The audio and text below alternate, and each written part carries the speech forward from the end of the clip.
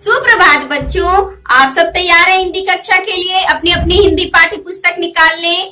आज मैं एक नया अध्याय शुरू करने जा रही हूँ जो कि बहुत ही अच्छा और रोचक अध्याय है।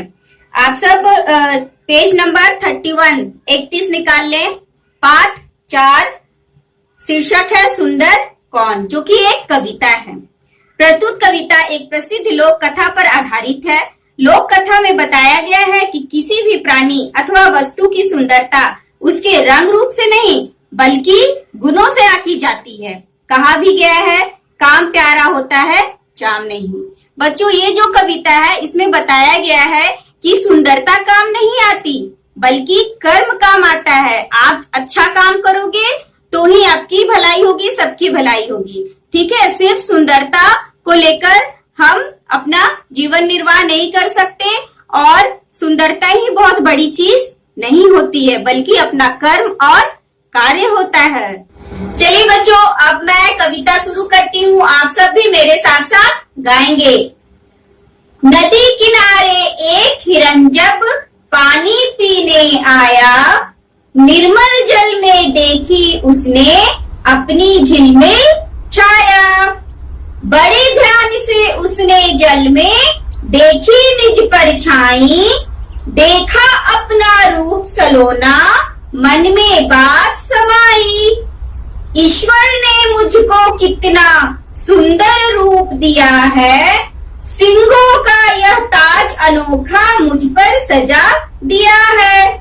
लेकिन लंबी पतली टांगे कितनी भद्दी लगती, मेरी सुंदर काया में बस ये ही गंदी लगती। बच्चों, इस कविता में क्या बताया गया है कि एक हिरन जो है वो नदी किनारे पानी पीने आता है और फिर क्या देखता है, अपनी परछाई देखता है और परछाई देखकर सोचता है कि मैं कितना सुंदर हूँ और मेरे ये सींग कितने सुंदर हैं, लेकिन जो मेरी पतली पतली टांगे हैं यही अच्छी नहीं है। मुझे ईश्वर ने इतना सुंदर रूप दिया है लेकिन ये मेरी टांगे इतनी गंदी क्यों दी है। इसका मतलब है कि हिरन अपनी टांगों पर पछता रहा था। ठीक है, चलिए पेज पलटिए, पेज नंबर 32। इतने में ही उसे किसी की दीपक चाप सुनाई, बड़े अकड़ कर गर्दन मोड़े आंखें पीछे घुमाई। देखा उसने एक शिकारी बैठा घात लगाए, दबे पांव से बढ़ते आगे उस पर तीर चढ़ाए।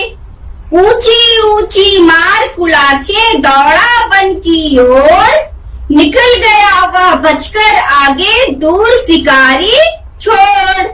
लेकिन घनी लताओं में जा सिंह जो उसके अटके, जान बचाने की खातिर वह देता रह झटके।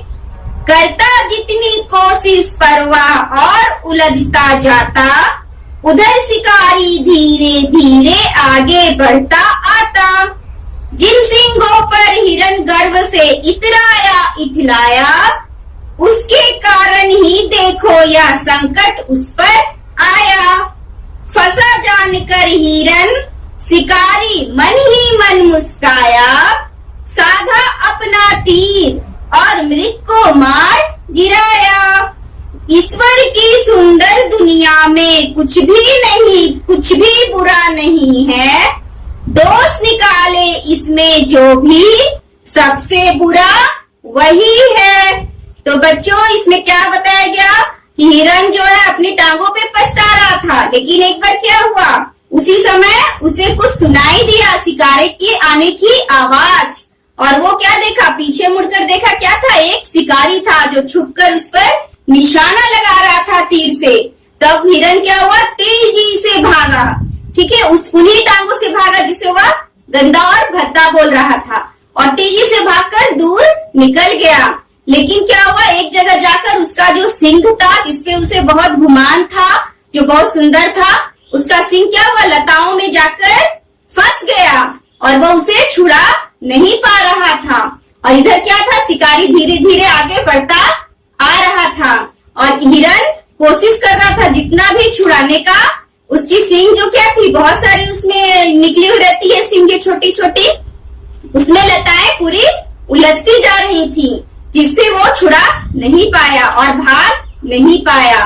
और शिकारी क्या हुआ, उसके नजदीक आ गया और शिकारी तो खुश था, ठीक है। और फिर शिकारी ने तीर चला दिया और हिरन अपनी जान गवा बैठा।